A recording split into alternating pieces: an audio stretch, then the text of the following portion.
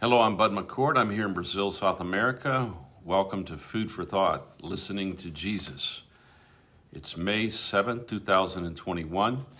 I hope you're prepared to hear Jesus directly speaking to you, the words that he spoke in the fantastic, beautiful Sermon on the Mount.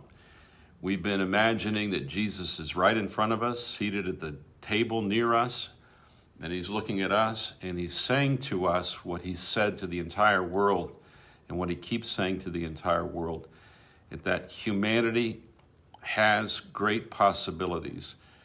We can return to being what we were meant to be when God first created humanity. He said these words, "Be perfect as your heavenly Father is perfect." The most optimistic thought about human beings that I think you could ever find anywhere.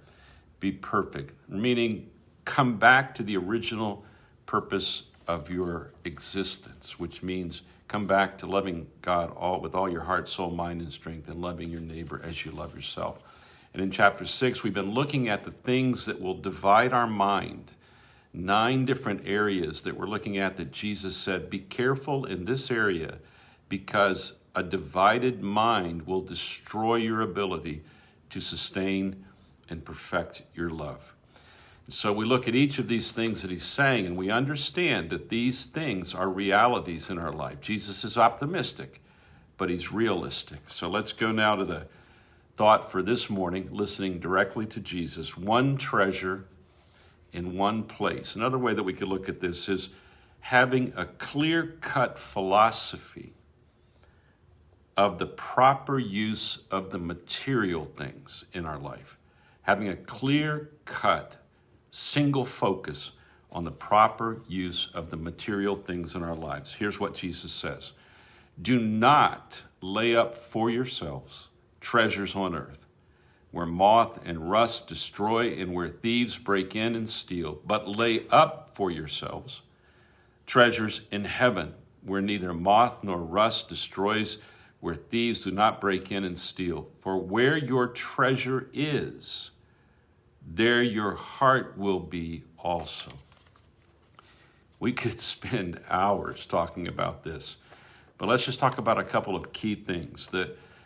This passage has created so much confusion down through the centuries of Christianity that some people go all the way over to a life of almost a monk, where they have no possessions and they feel that every material possession is a sign of some sort of spiritual failure, all the way over to people who now preach that you need to accumulate great treasures to show that you actually have great faith.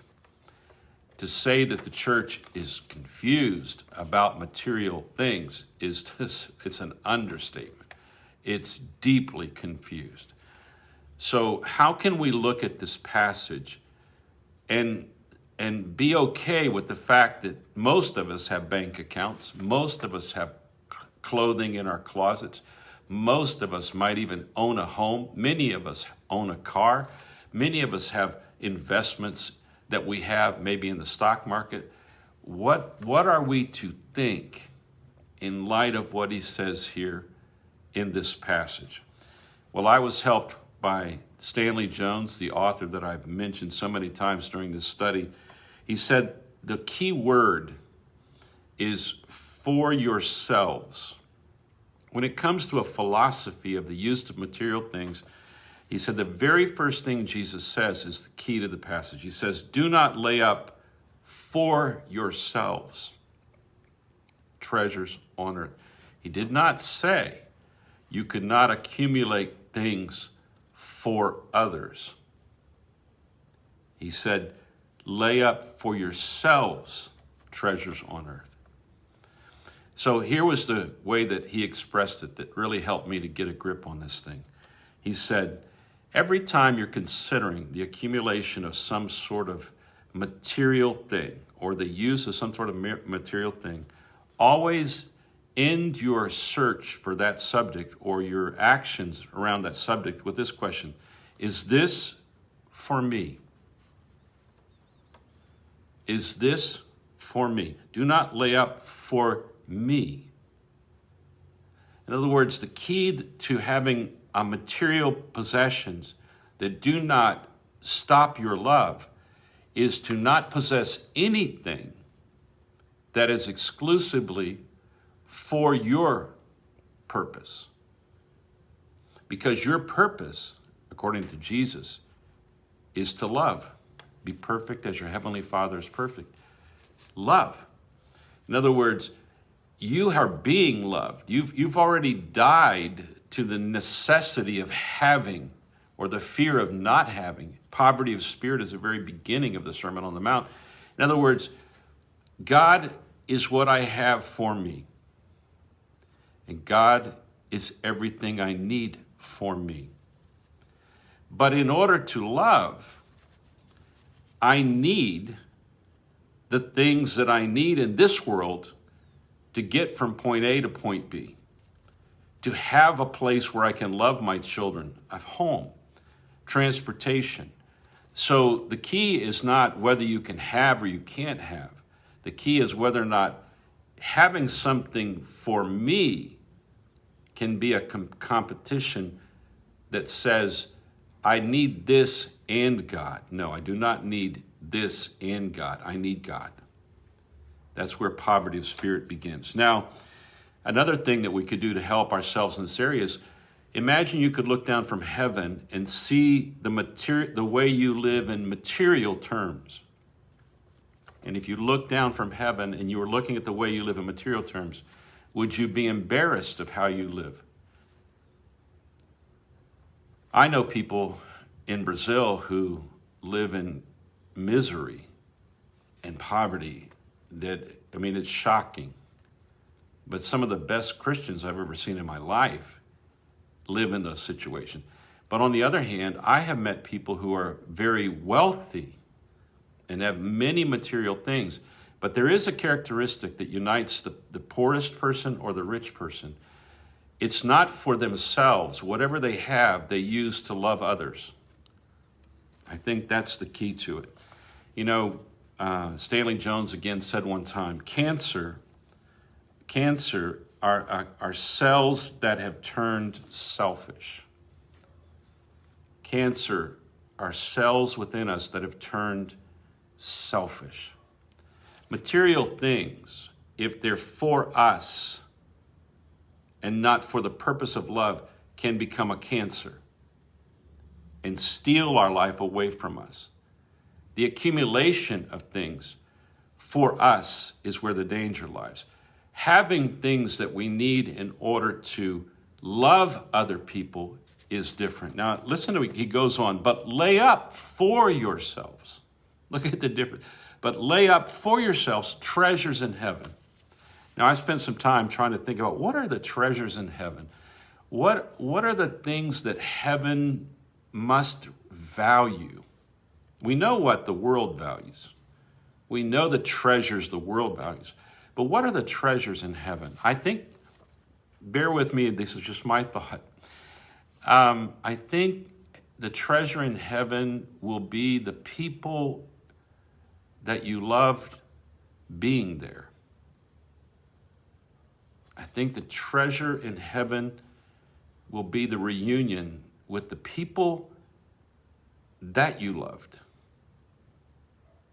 And the memories of having loved them. You want treasures in heaven? Love people down here. You want a celebration in heaven? Abundance in heaven? Invest love in other human beings. Create memories. My mother died in 1992. I have memories of my mother that are among the most precious things that I have. Because a memory doesn't rust and it doesn't get broken in and stolen away. A memory is a treasure. You want to have some great treasures in heaven? Create memories of having loved deeply and having been loved deeply. Fill your life with great memories of love, and you will have treasures in heaven. and then your heart will be there. Now, I want to end with this thought. When I was a child and I began to go to church and I finally accepted Christ, and I remember in my teen years, the church sang a lot about heaven, a lot about heaven. And now we don't. Now we don't. We sing more about here. And I think what's happened is we are not aware of what it is to store up treasures for ourselves. Now he tells you in one place, don't store up treasures for yourself here, but store up for yourself treasures there. What are the treasures in heaven? It will be the memories of love. It will be the people, the presence of the people you loved. When you get to heaven, there should be treasures that are waiting for you there. All of us who've lost loved ones, we all think of that moment. Wow, when someday I see my mom, other people, those are the treasures. Então, that's Portuguese, I'm sorry. I'm not concerned with whether you have one house or 2 or 10. I'm not concerned. I don't think Jesus is either. I think is it for you? If it is, careful. If it's for others, use it. Use it as long as you possibly can. Bless as many people as you can. Create beautiful memories of love. That will work. That's treasure in heaven. Have a great day and make a couple of great memories today, loving people, and hide those treasures up there. God bless you.